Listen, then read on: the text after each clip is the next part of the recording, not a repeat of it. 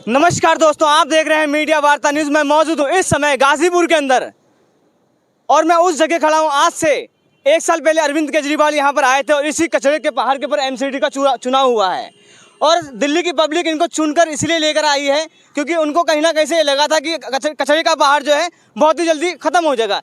1 साल तकरीबन हो चुका है। हमारे साथ एक महिला भी मौजूद है, उनसे बात करते हैं कि कितने दिन हो गए। क्या अरविंद केजरीवाल जी जो वादे करते हैं, क्या वादे सच होते हैं या झूठे होते हैं? झूठे हो रहे हैं। 1 साल का वादा दिया था कि ये 1 साल में खत्म हो जाएगा और 1 साल में तुम्हारा बढ़िया रहने का हो जाएगा। बाकी अभी तो 1 साल में खत्म की तो बात क्या है, ये तो 2 गुना ऊंचा हो रहा है और सांस लेना हमें भारी हो रहा है। 1000 बीमारी बन रही है। ये आप देख सकते हैं इस कचड़े के बाहर से लोग, जितने भी आसपास के 5 किलोमीटर तक के लोग हैं, उनको काफी दिक्कतों का सामना करना पड़ रहा है। ये आज की बात नहीं है, 20 साल हो गए इस चीज को।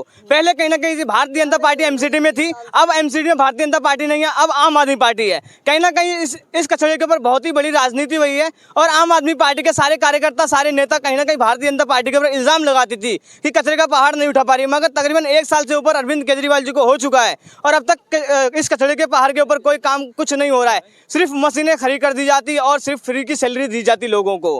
बाकी हमारे साथ कुछ लोग और भी मौजूद हैं, उनसे बात करते हैं। सर, क्या नाम है आपका? मेरा नाम रिंकू है। रिंकू सर, बताएंगे कि इस कचड़े के पहाड़ के ऊपर सर राजनीति हुई, एमसीडी में अरविंद केजरीवाल जी आए, अब तक सर क्या दिखाई दे रहा है आपको? वोट लेने के लिए अरविंद केजरीवाल जी कुछ भी कर सकते हैं, मैं जहाँ तक समझता हूँ। और मेरी गुजारिश ये है कि अब वो कूड़ा यहाँ ना डाल के हमारे घरों में डाल दें, क्योंकि हमें रहने लायक काबिल तो उन्होंने छोड़ा ही नहीं है ना जी। अब हमारे बीवी बच्चे हैं, बच्चे जो भी हैं वो वैसी बीमारी से मर रहे हैं, तो और उन्हें क्यों तड़पा के मारना। एक साथ कूड़े की गाड़ियां हमारे घरों में डालें, उन पे भी कब्जा करें। देख सकते हो कि लोग कितने नाराज है, कैसी बातें कर रहे हैं। कह रहे हैं कि कचड़े कूड़ा यहाँ ना डालकर हमारे घरों पर ही डाल दो। कहीं ना कहीं से यहाँ दिल्ली की आम जनता को बहुत ही ज़्यादा तकलीफ हो रही है, बहुत ही ज़्यादा तकलीफों का सामना करना पड़ रहा है। और क्या कहना चाहेंगे आप, क्या अरविंद केजरीवाल जी कचड़े का पहाड़ हटा पाएंगे या फिर आने वाले 5 साल बाद चुनाव में फिर आकर कुछ और नया मुद्दा बनाएंगे? वो तब भी यही मुद्दा बनाएंगे जैसे कि जमुना का हर बार ये मुद्दा बनाते हैं कि आने वाले 5 सालों में जमुना इतनी स्वच्छ कर देंगे हम कि आप भी डुबकी लगाओगे, मैं भी डुबकी लगाऊंगा। 2014 से लेके 2024 आने वाला है कल से, अभी तक जमुना की सफाई नहीं है, ना उन्होंने डुबकी लगाई है, ना कोई और डुबकी लगा पाया है। तो वो इसके बारे में भी वो यही कहेंगे जब अगले 5 साल बाद इलेक्शन आएगा एमसीडी का, फिर ये कहेंगे जी हम इसको हटा देंगे, वो कर देंगे, हमें केंद्र ने सपोर्ट नहीं करा इसलिए हम कुछ नहीं कर पाए। दुनिया भर के आर्गुमेंट्स कर देंगे। कहीं ना कहीं अरविंद केजरीवाल जी को काम करने नहीं दिया जा रहा है। मैं ये इसलिए कह रहा हूँ, कहीं ना कहीं कभी ईडी के छापे, कभी सीबीआई के छापे, तो सर वो काम कब करेंगे जब आप लोग भारतीय जनता पार्टी के जो केंद्र सरकार में मोदी जी बैठे हुए हैं, वो हर टाइम तो उनको परेशान करके, तो काम कैसे करेंगे सर वो? तो मुंह क्यों छिपाते हैं केजरीवाल जी, मुंह क्यों छिपाते हैं? मुझे बताइए, अगर वो सही हैं, सत्य हैं, तो वो मुंह क्यों छिपाते हैं? अभी ईडी का संबंध आया था तो वो बेंगलुरु में क्यों चले गए? संबंध का सामना करते। आप यहाँ कहाँ रहते हैं सर? आसपास? यही सामने रहता हूँ मैं। बदबू आती है इस कचड़े की बदबू आती है? बिल्कुल आती है। अगर हमारा मेडिकल टेस्ट करोगे 1000 बीमारियां मिलेंगी। हम कैसे जीते हमें पता है, वो तो आके देखते नहीं है। अरविंद केजरीवाल जी को क्या करना चाहिए? क्या करना चाहिए? अब मुख्यमंत्री के पद पे वो हैं, हम बताएंगे जी। वोट तो आप लोगों ने किया है ना? वोट हमने किस लिए दिया कि हमारी समस्या का जो वादे उन्होंने करे थे, हमने सोच के ही तो दिया था कि जो वादे वो कर रहे था। 1 साल का टाइम दिया था ये कूड़े को उठाने का, ये खत्ते को उठाने का। बाकी 1 साल से तो ज्यादा हो गया और पब्लिक इसी आस पे चल रही थी कि ये खत्म हो जाएगा तो हमें जीना थोड़ा सा अच्छा लगेगा, यहाँ रहना अच्छा लगेगा। बाकी अब लोग बाग हम सभी परेशान है। बढ़िया एक नंबर। कैसे, थोड़ा बताएंगे? थोड़ा भाई देखो, कचड़े का पहाड़ का 1 साल हो चुके हैं, कहता 2 महीने के अंदर कचड़े का पहाड़ हटा दूंगा, कैसे बढ़िया? थोड़ा मैं आपसे जानना। भाई साहब, बीजेपी रहेगी तो भी नहीं हट पाएगा, कांग्रेस रहेगी तो भी नहीं हट पाएगा। ये आप भी जानते हैं, हम भी जानते हैं। केजरीवाल का काम इसलिए अच्छा है, देखो उन्होंने शिक्षा पे काम करा है।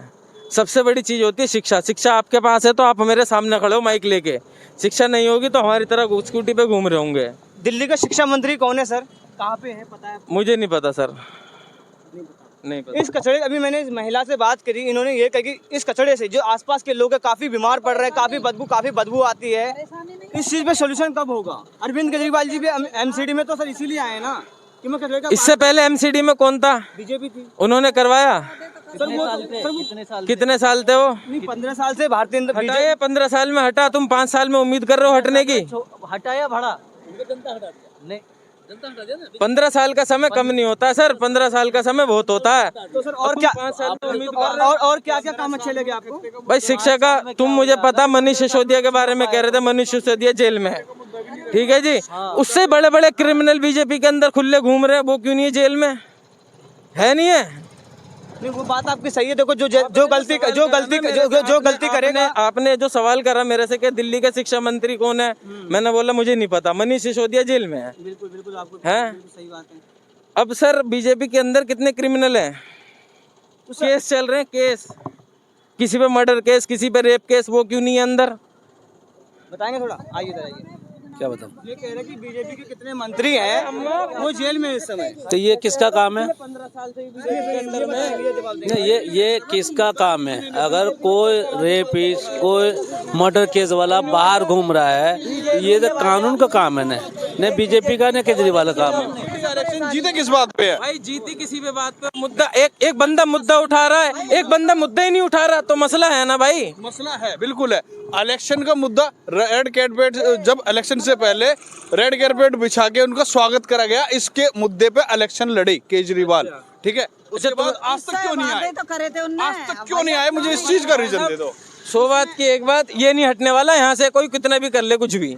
ये राजनीति का एक गढ़ बन चुका है, यहाँ की एरिया का ये सबसे बड़ा मुद्दा है कि जी खत्ते पे बहस करनी है, आ जाओ, तुम भी आ जाओ, मैं भी आ जाऊँ, समझ रहे हो तुम? तो उसमें आप देख सकते हैं कि ये बता रहे हैं कि राजनीति का ये कचड़े का पहाड़ जो है राजनीति का मुद्दा बन चुका है और ये हमेशा बना ही रहेगा। चाहे कांग्रेस पार्टी आए, चाहे भारतीय जनता पार्टी, चाहे आम आदमी पार्टी आए, ये कचड़े का अब हर 5 साल में जब भी एनसीडी का चुनाव होगा इसी के ऊपर चुनाव लड़ा जाएगा और सारे नेता आएंगे, झूठे कस्में खाएंगे, कस्में खाकर कहेंगे कि हम 2 महीने में, 6 महीने में, 1 साल के अंदर कचड़े का पहाड़ हटा देंगे। मैं इसी कचड़े के पहाड़ के पास जो है अरविंद केजरीवाल जी आए थे, कहते 2 महीने के अंदर हटा देंगे, मगर नहीं हटा पाई।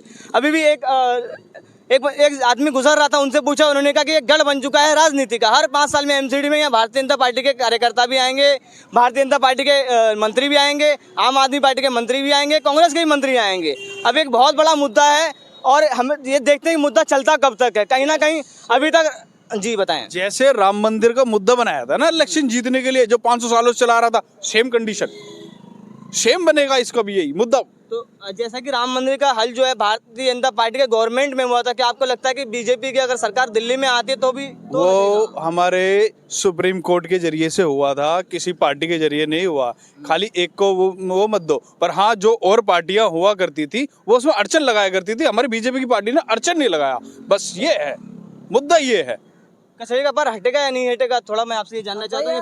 फिर देखो जी, झूठ बोल रहे हैं तो उम्मीद कहाँ से आए? पब्लिक, हम पब्लिक है, पब्लिक जितनी भी है वो उम्मीद पे वोट देती है। जो भी यहाँ आके हमें विश्वास दिलाते हैं, वादे करते हैं, तो वोट तो पब्लिक। आपकी नजर में कोई ऐसा चेहरा है? ऐसा चेहरा तो अभी हमारी नज़र में नहीं है। एक नया चेहरा उभर के सामने आया था 2014 से, अरविंद केजरीवाल। तो उन्होंने जो उम्मीद जगाई थी, उन उम्मीदों पे पानी फेर दिया, बिल्कुल पानी फेर दिया। और आपकी एक बात का जवाब देना चाहूँगा, ये कहते हैं कि केंद्र सरकार मुझे काम नहीं करने देती। केंद्र सरकार ने इनके शीश महल में क्यों नहीं रोक लगाई? अगर काम नहीं करने देती, शीश महल भी तो बनाया। शीश महल सर, मेरा एक बड़ा सवाल है कि शीश महल अगर बन जाता, कल को अरविंद केजरीवाल जी सत्ता पर नहीं रहता, तो शीश महल तो सर केंद्रीय गवर्नमेंट के अंदर में आ जाएगा ना। फिर दूसरा जो मुख्यमंत्री है उसको मिलेगा वो कोई सर हमेशा अपने पास तो रखेंगे नहीं उसको। वो तो उन्होंने अपने पास के मतलब का ही बनाया है। उन्होंने जो फैसिलिटी करी है वो अपने पास के मतलब का है। उन्हें ये पता है कि मैं राजनीति से निकलूंगा। पहले कूड़ादान हटना जरूरी था या शीश महल बनाना जरूरी था? पहले ये बताओ। गवर्नमेंट सभी काम जरूरी है। तो मोदी जी 15 करोड़ की सर गाड़ी में चलते हैं सर, वो भी गवर्नमेंट को तो अपना मकान दिख गया, लेकिन जो अभी पब्लिक, आम आदमी जो परेशान है, से ये काम नहीं दिखा। अगर इसमें 500 करोड़ 400 करोड़ लगाते काम खत्म हो जाए 2 महीने में। कहीं ना कहीं ये बड़ा मुद्दा, बड़ा आरोप रहा है। अरविंद केजरीवाल जी ने कहा था कि मैं लाल बत्ती नहीं लूंगा, मैं गवर्नमेंट सरकारी बंगले में नहीं रहूंगा। कहीं ना कहीं उनके भी वादे सारे झूठे दिन पे दिन हो रहे हैं और आम जनता दिल्ली की समझ रही है। उस पर भी जो बहुत जल्दी अरविंद केजरीवाल जी को यहाँ की जनता वोट में जवाब देगी। क्या करना नहीं करना है वो तो आने वाले टाइम में जनता बताएगा।